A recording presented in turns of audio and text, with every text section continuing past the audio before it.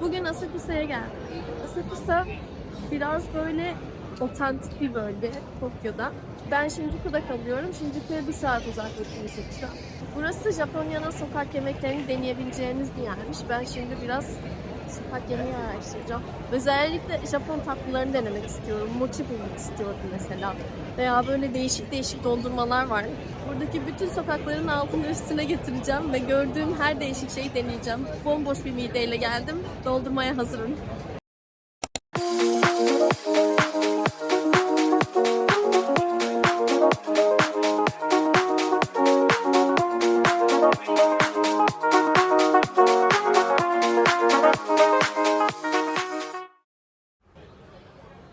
Burası benim Tokyo'da en sevdiğim bölgelerden biri oldu. Asakusa'da yürürken cidden Japonya'da olduğunuzu hissediyorsunuz. Her yerde Japon lambaları, küçük otantik restoranlar, sokak yemekleri, kesinlikle es geçilmemesi gereken bir yer. Ben bugün çok yorgundum ve uykumu alamamıştım. O yüzden pek kameraya konuşasım gelmemiş sanırım.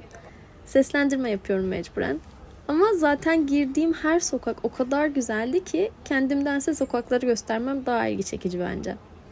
Benim gittiğim gün sanırım yerel bir festival vardı. Ne olduğunu bilmiyorum ama aşırı kalabalıktı. Bu yüzden de tapınağa giremedim. Siz gittiğinizde mutlaka Senseji Tapınağı'na uğrayın. What is it? Next show. What is Let's it? go. We are Rickshaw tour, guys. Do you know Rickshaw tour? We go around of the temple. You a YouTuber? Yes. YouTuber. Ah, you know her? Your name is maybe Sophia? No. No. Daffy. No. What's your name? Oh, Angel. No. Beauty. What's your name? İpek. İpek. Ipek. Where are you from? Turkey. Turkey. Oh! I have Turkey friends. Really? Yes. All over the Turkey people is a beauty. Yes. Do you want to say hello in Turkish? Ah. Kebab? Kebab? No, it's not hello. Ah, sorry. Merhaba. Merhaba. Yes. Merhaba. Welcome to Japan. Welcome to Japan. Yeah. Merhaba. Merhaba. Kebab. Kebab. Istanbul. Istanbul. İstanbul. Let's Kebab. go.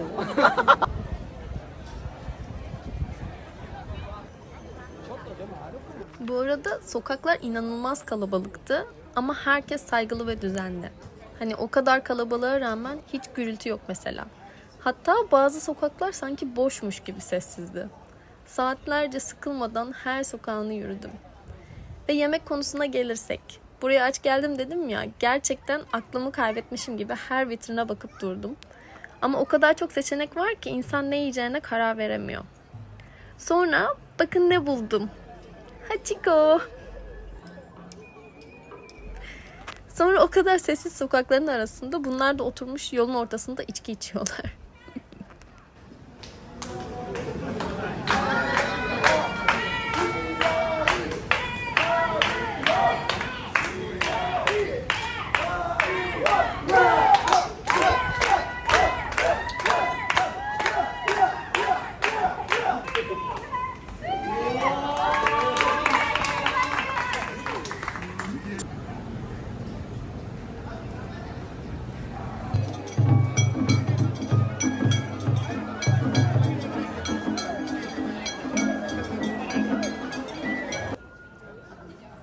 Ben festival ve insanları izlemekten yemek yemeyi unutmuşum. O yüzden yemek alanlarına geri dönüyoruz. Eğer sosyal medyada Asakusa diye arama yaparsanız en ünlü yemek yerlerini bulabilirsiniz. Ama ben kendim keşfetmek istedim. Böyle büyük kapalı bir market var. Orada birçok yerel yemekleri ve sokak lezzetlerini bulabilirsiniz. Ben ilginç bir şeyler arıyordum ve sonra tanesi 350 yen olan bu atıştırmalıkları buldum. Okay. Thank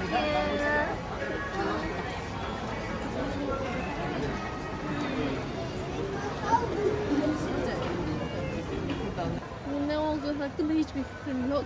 Bir sürü seçenek vardı. Sordum hangisi en iyisi dedim. Bunu verdim.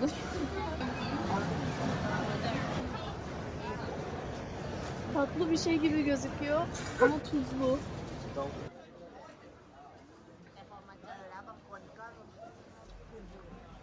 Ben sanırım yemek aramak için biraz geç kaldım. Çünkü her yer akşama doğru yavaş yavaş kapanmaya başladı. O yüzden aklınızda bulunsun yani.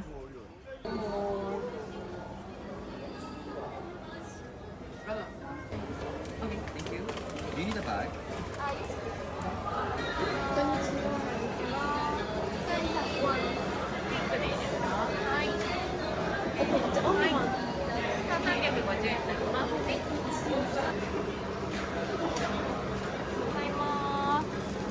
Thank you.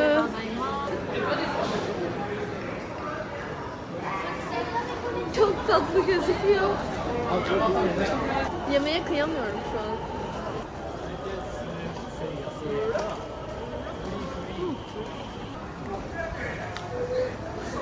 İçindekinin ne olduğu hakkında hiçbir fikrim yok. Belki bean paste olabilir. Bean paste. Türkçe'ye çeviremedim şu an. Fasulye ezmesi. Daha tatlı beklemiştim tadını. Hoşuma. Şu an bir restoranın önündeyim. Çalışanları o kadar yakışıklı ki göstermem lazım.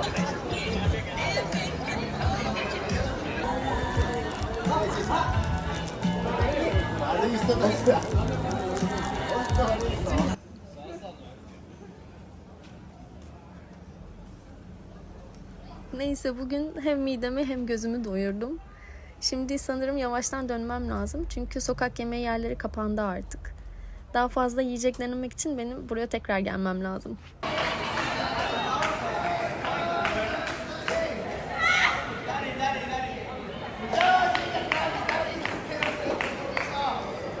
Bu arada birçok restoran geç saate kadar açık. Ama beni biliyorsunuz, bütçem kısıtlı. O yüzden restoranlara oturmuyorum.